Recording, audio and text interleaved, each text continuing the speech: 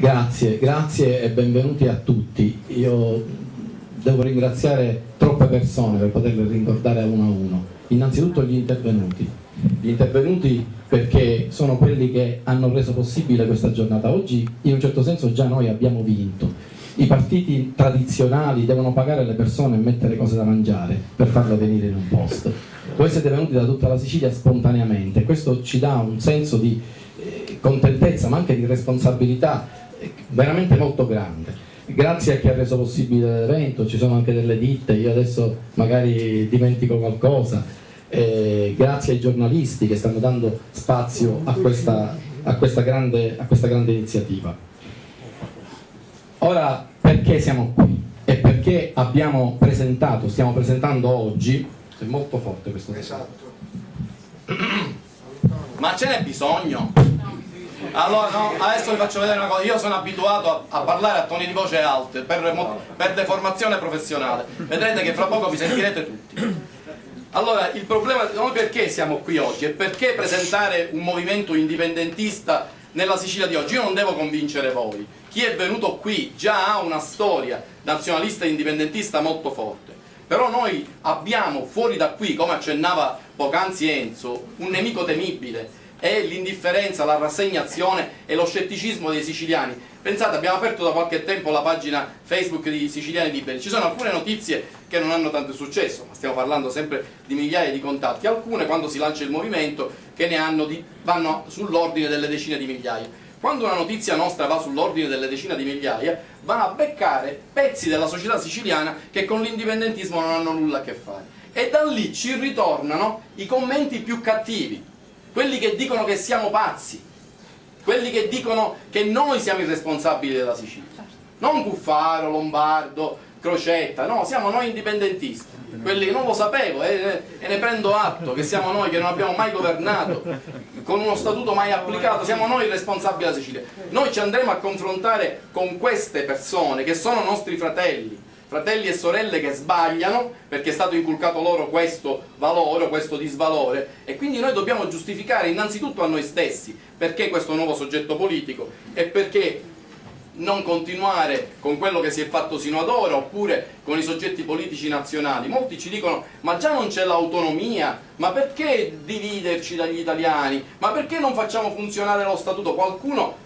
miracolosamente sa che lo statuto non è del tutto attuato, è da 10 anni, da 15 anni che butto voci e che buttiamo voci in tanti per dire che la regione siciliana non esiste, esiste solo sulla carta, e qualcuno in Sicilia, stima un 20-30%, comincia a orecchiare l'idea che noi non siamo una regione a statuto speciale ma siamo una colonia italiana. Eppure la risposta è ma come, c'è lo statuto, là c'è il libro che ho scritto io di educazione civica sullo statuto, ma perché questa fuga in avanti? Ma come? Tutti si uniscono, c'è l'Europa unita, c'è il mondo unito e voi vi volete dividere. Tra l'altro affermazione di grandissimo provincialismo di chi non ha mai visto il telegiornale e non sa che proprio nell'era della globalizzazione che cancella tutte le identità di tutti i popoli è proprio quello il momento in cui si riscoprono le identità, e l'identità italiana in Sicilia, parliamoci chiaro, non funziona. Non ha mai funzionato questa patria matrigna, come la chiamava Buttiglione. Non è che l'indipendentismo non c'è stato in questi 70 anni o 150 anni e passa, l'indipendentismo c'è stato,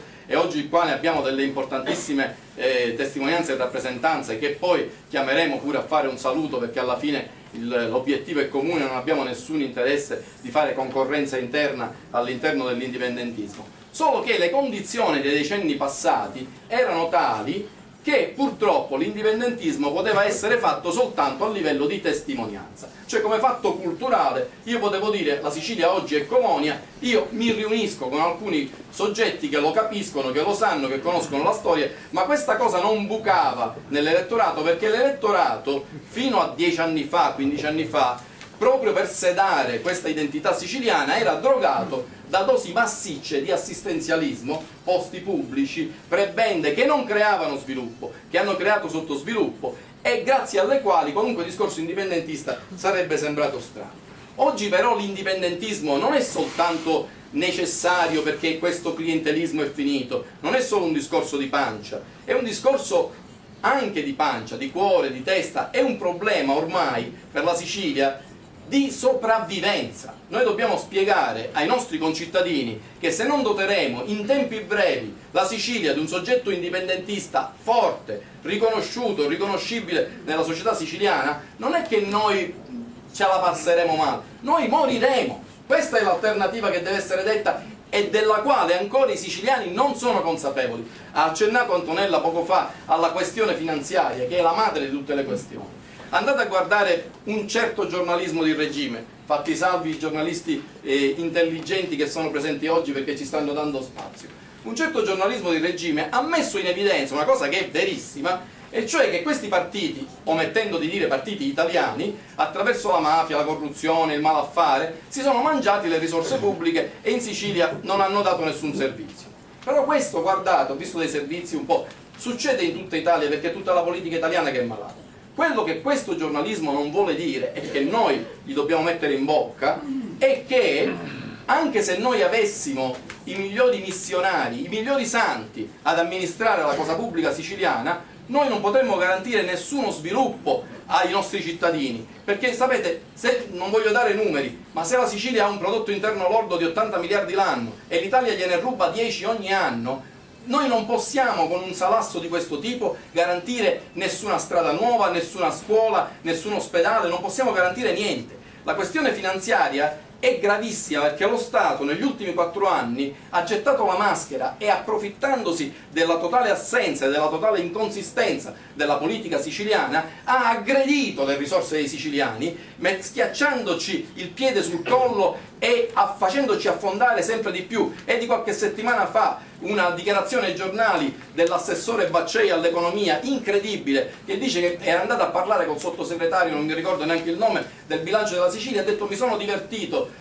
parlando del bilancio della Sicilia. Cioè questo signore che viene dalla Toscana si diverte con i soldi miei, ma come sta andando a finire? Cioè noi non abbiamo nessuna speranza di sopravvivenza se ci continueremo ad affidare a questo tipo di persone.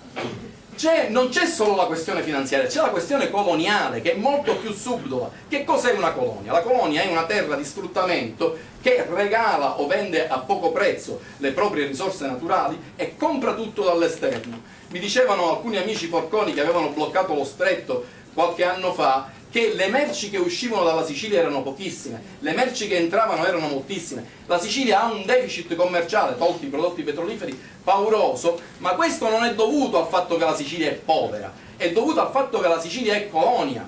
Pure l'Irlanda aveva un deficit commerciale nei confronti dell'Inghilterra quando era una colonia inglese non dichiarata, pure l'India aveva un deficit nei confronti dell'Inghilterra quando era una colonia inglese. Qui noi importiamo i 2/3 del nostro prodotto, del nostro fabbisogno agroalimentare, non riusciamo nemmeno a sfamare noi stessi, non perché la terra siciliana sia un deserto o sia improduttiva, ma semplicemente perché i prezzi imposti dall'intermediazione italiana costringono così in basso i prezzi dei prodotti agricoli che gli agricoltori abbandonano i terreni letteralmente o li svendono a prezzi di assoluto realizzo. Tutto questo significa che noi dobbiamo assolutamente creare questo soggetto e lo dobbiamo fare proprio per evitare questo avvitamento senza fine. Qualcuno potrebbe dire non giriamoci intorno, perché non ci avete pensato prima? Oppure molto più vicino, che cosa avete fatto nel 2015? Siete litigiosi, vi litigate con altri indipendentisti. Ho letto tante cose sul web, ci sono questioni di personalismo. Il professore Costa vuole fare il primo della classe, io non volevo fare niente. Spero che mi crediate, io non volevo fare niente, volevo fare il professore universitario. Poi a un certo punto mi sono reso conto che in questa terra benedetta, se noi non ci occupiamo di politica, la politica si occupa di noi e non si può fare bene il cantante, non si può fare bene il professore universitario, non si può fare bene il commerciante, non si può fare bene niente. E allora se non si può fare bene niente vuol dire che ci dobbiamo mettere noi in discussione e cercare di ricostruire la nostra vita e la nostra dignità.